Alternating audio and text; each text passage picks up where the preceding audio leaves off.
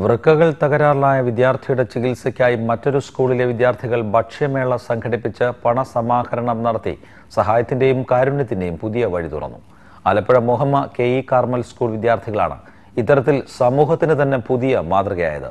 1.25 ലക്ഷത്തോളം രൂപയാണ് കുട്ടികൾ ഭക്ഷ്യമേള വഴി സമാഹരിച്ചത്.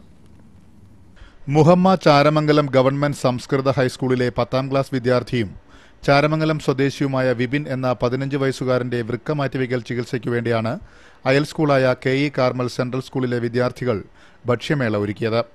5 മുതൽ +2 ക്ലാസുകളിൽ വരെയുള്ള കുട്ടികൾ രക്ഷിതാക്കളുടെ സഹായത്തോടെ തയ്യാറാക്കിയ ഭക്ഷണ വിഭവങ്ങൾ വിദ്യാലയാങ്കണത്തിലെ പ്രത്യേക സ്റ്റാളുകളിൽ എത്തിച്ചായിരുന്നു വിതരണം.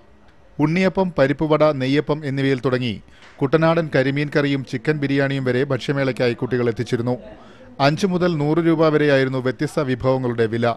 അധ്യാപകരും രക്ഷകർത്താക്കളും വിദ്യാർത്ഥികൾക്കൊപ്പം കൊതിയൂറുന്ന വിഭവങ്ങൾ പണം നൽകി വാങ്ങിയതോടെ ഏതാനും മണിക്കൂറുകൾ കൊണ്ട് 1,20,500 രൂപ ധനസമാഹരണ പെട്ടിയിൽ വീണു.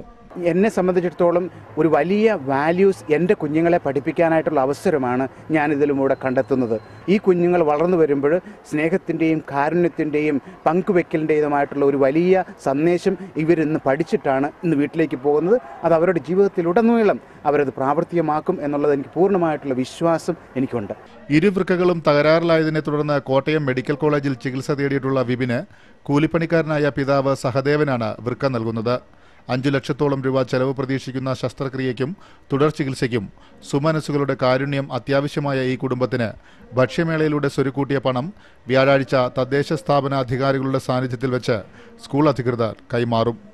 ആർ മാനസൻ, സൂര്യ ന്യൂസ്, ആലപ്പുഴ.